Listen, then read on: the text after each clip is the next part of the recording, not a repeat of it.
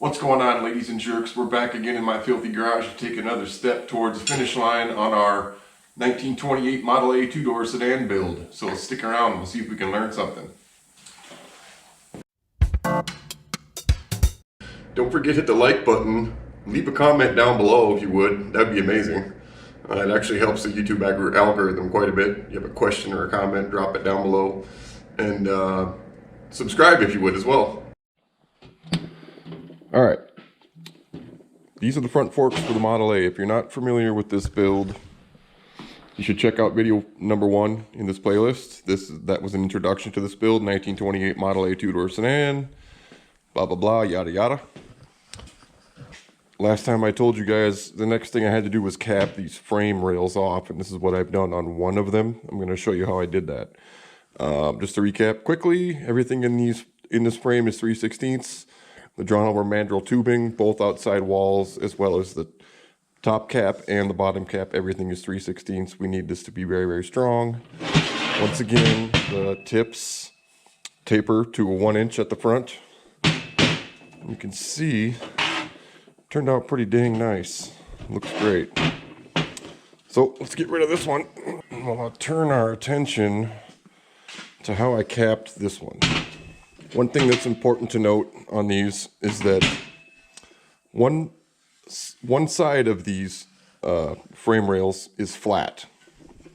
So all these tubes that go in between are cut at a 90-degree on one side. I've marked it as a flat here on the end.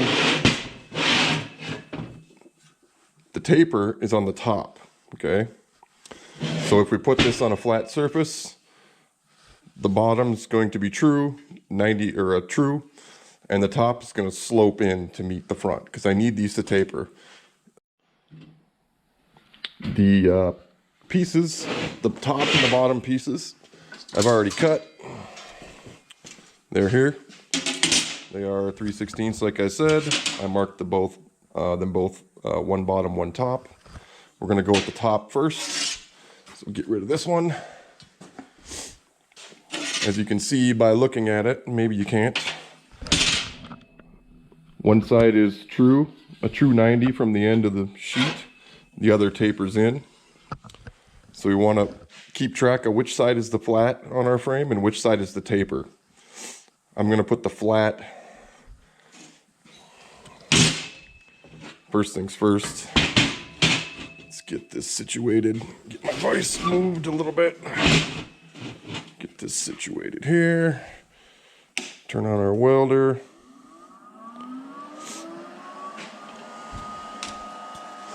Get our ground clamp on there. Good.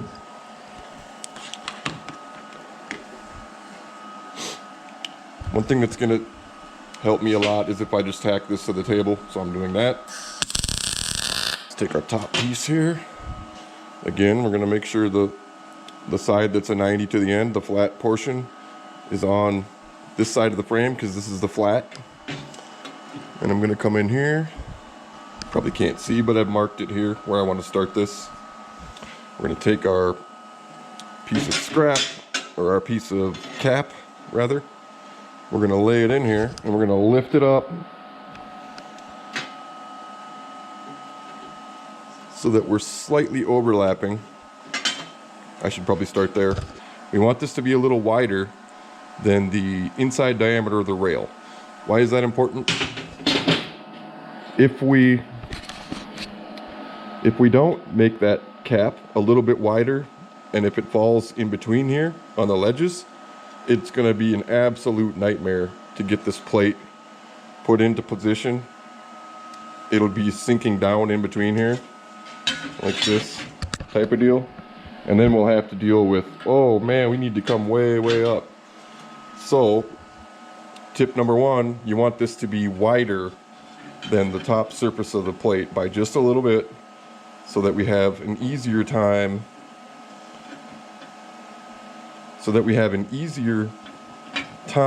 massaging this into place, okay? So, like I say, I've marked this right here where we need to go. I'm gonna go ahead and tack that into place. I'm going to lay it in, I'm gonna eyeball the length of it, kind of where we need to go, but I'm only gonna put one tack in here so we can massage it this way or that way, depending on where we need to be. So let's do that.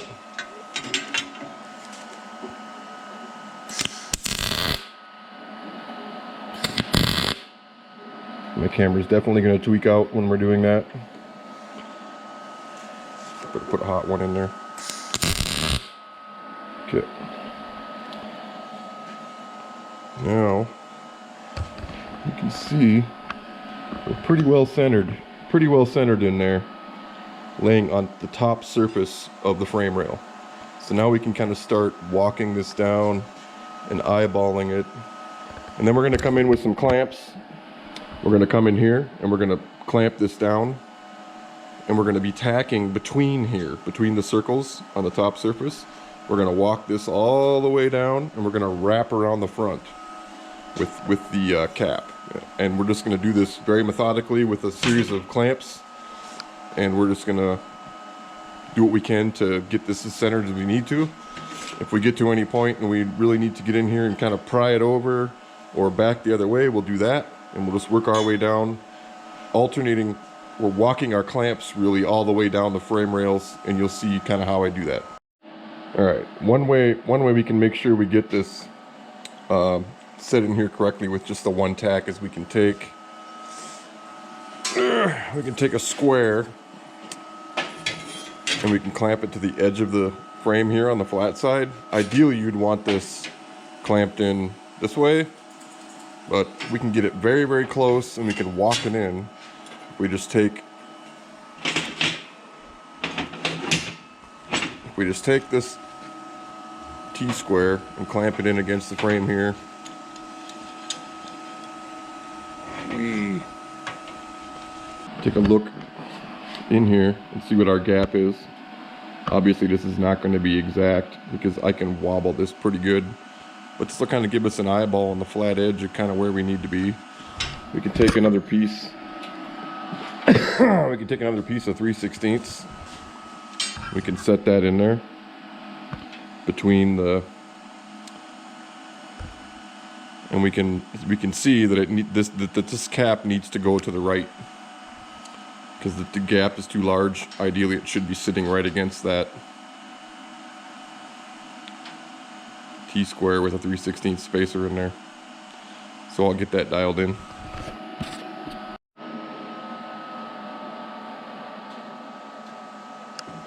See, we've only got the tack on this one side, so we can bend this out a little bit. We can come back and put our spacer in.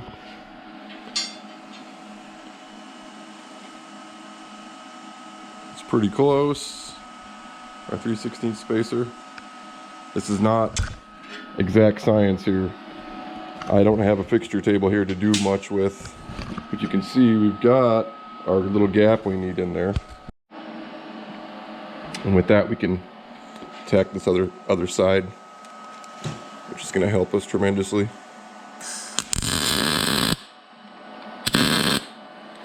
Nice hot tacks. Back this one up. Okay. Now we're to the point where we can start walking this down with our clamps. Oh yeah, well, make sure after you get this far that you're sitting here directly on top. You don't want an air gap in here. It's not going to be correct. So we'll just take one of our clamps. We're going to bend this down. Put one of our clamps in here. Okay.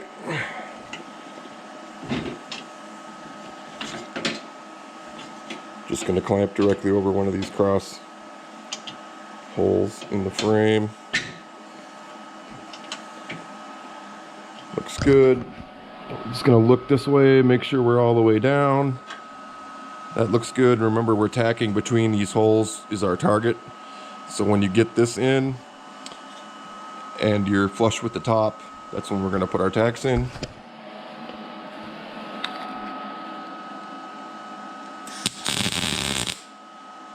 Boom. One on the other side. Boom. And then we're just gonna take our other clamp, take another clamp, and we're gonna alternate clamps here now. So we're gonna come down further on the frame. So we're gonna push our cap piece down. We're gonna come in over the next tack location, and we're gonna tighten this.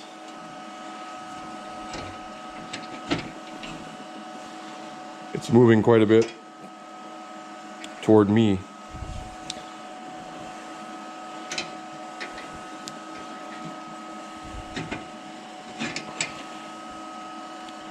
You can see we weren't quite right. It needs to go, you can see it needs to go that way a bit. So we're just going to take our little pry bar here a little and get it in there. And we're just going to walk it over where it needs to be. Okay, here's our second clamp. We're just going to come, this one's loose now.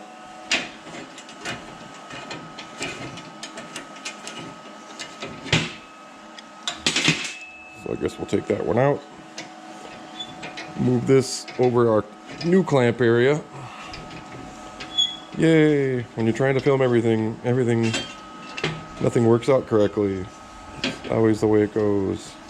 Okay, we're gonna make sure there's no air gap there, that we're pressed against our tack area. A lot of this stuff is very self-explanatory. You can see I gotta move it over just a touch with a bar and come in here and tack this.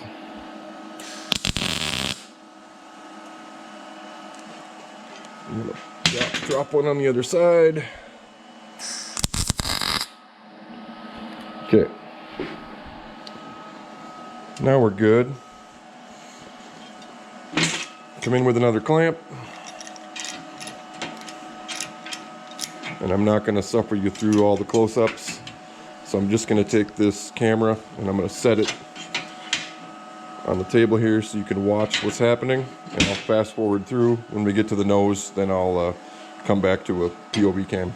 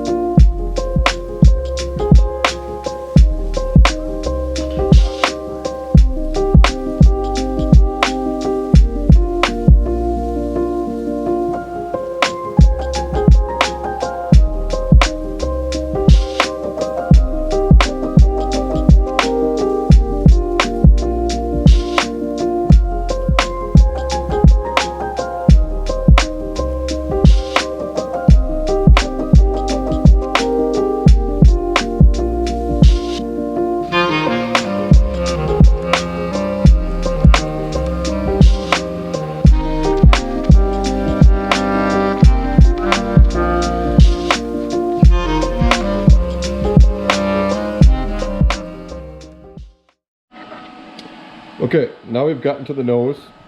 We're very close to the end here for the top cap.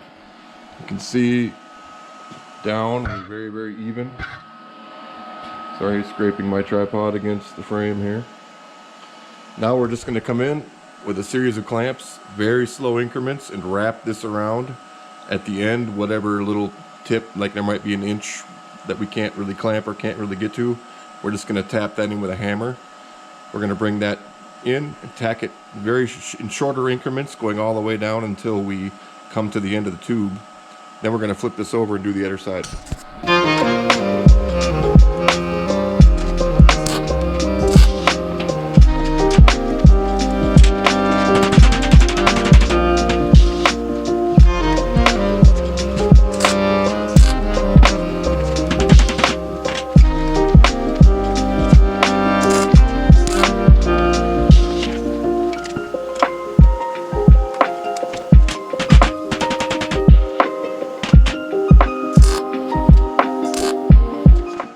Okay, we've got the tip all set in.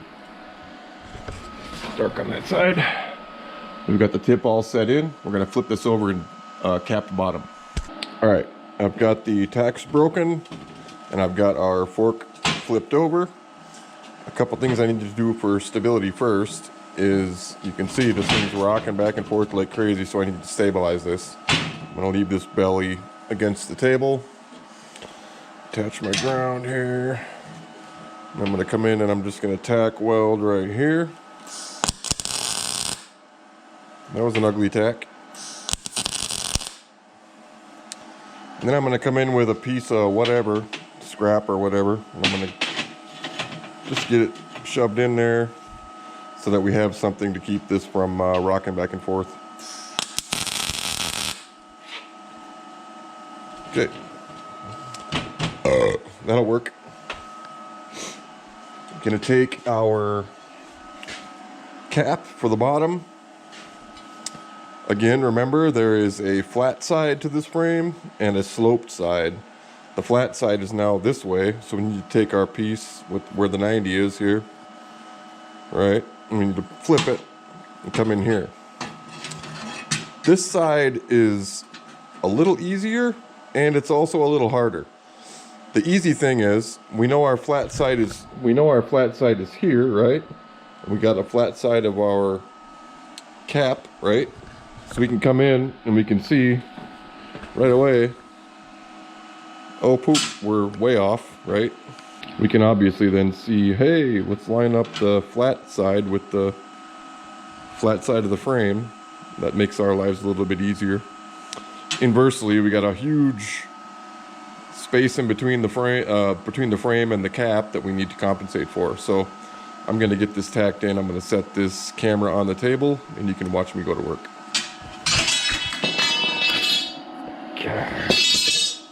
All right, well.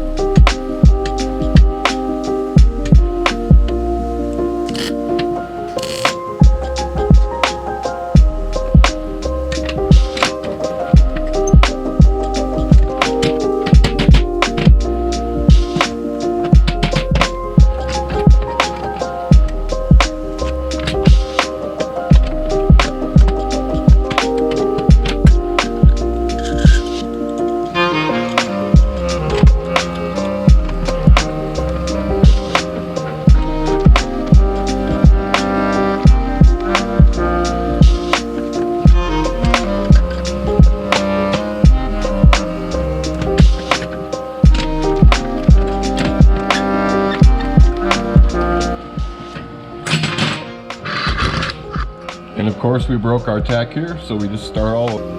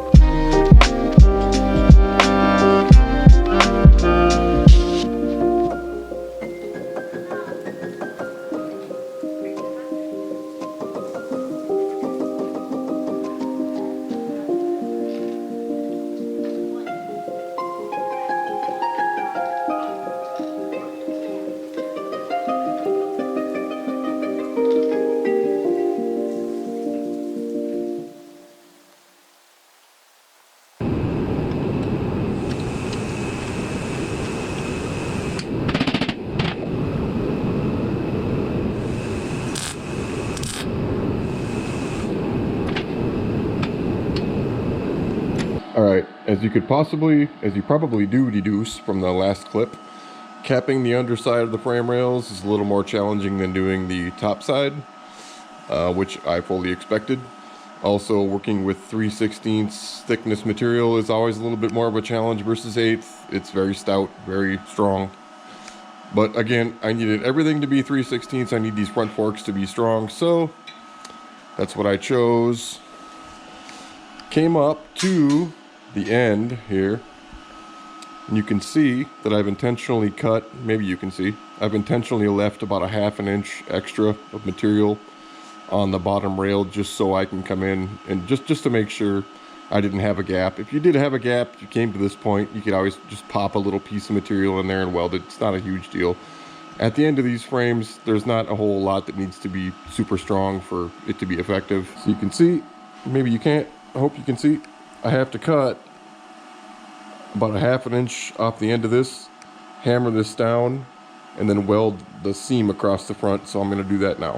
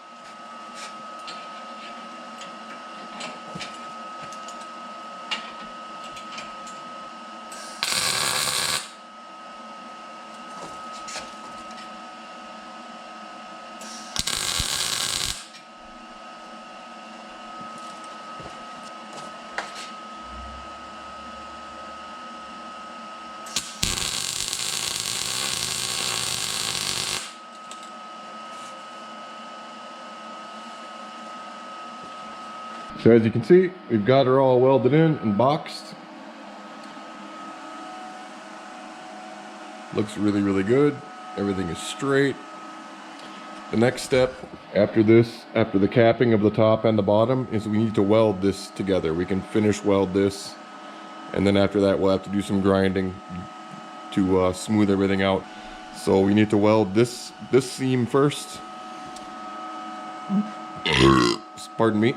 These seams first on the caps, top and bottom, and then after that we can come in and weld in the drawn over mandrel tubing down the sides, and that will be our forks fully welded.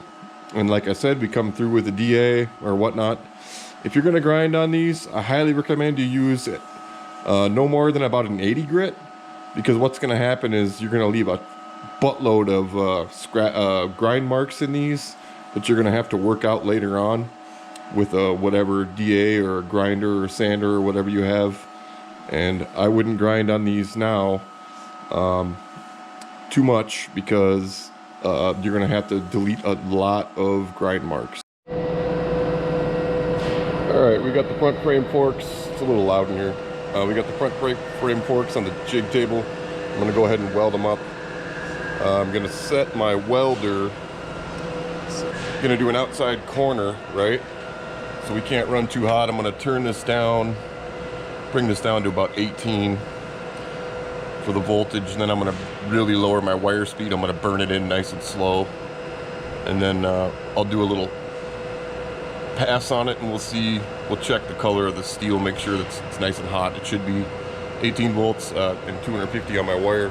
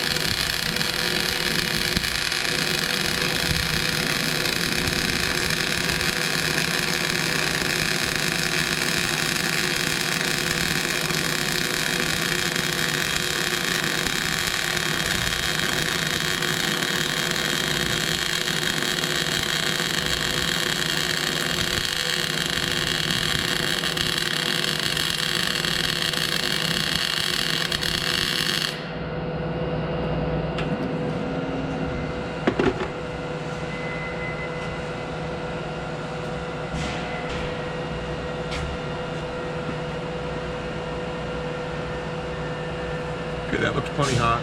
I don't like to weld vertical down, but in this case, trying to get a round outside corner, it's kind of necessary, but it looks like it's plenty hot. The steel is gluing around it, so we'll keep going.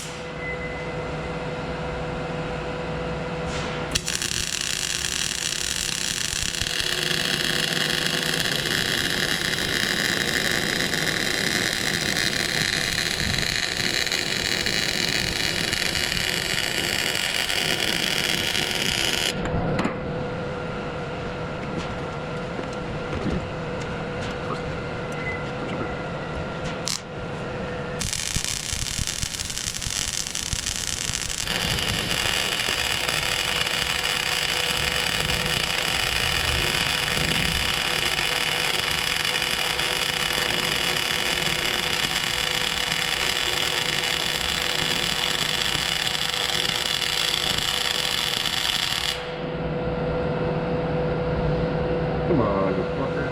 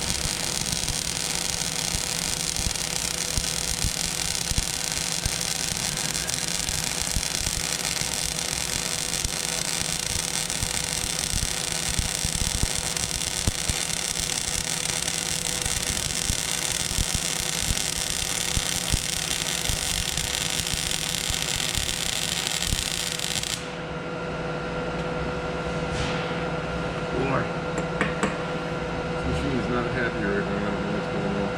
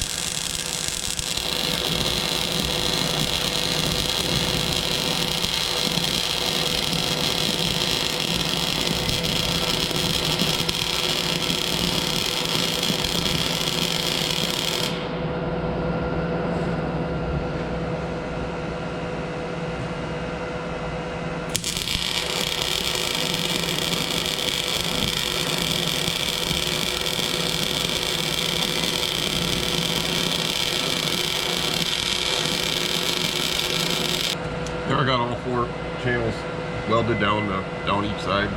I'm going to go ahead and start chipping away at the strong rubber mandrel tubing in the center.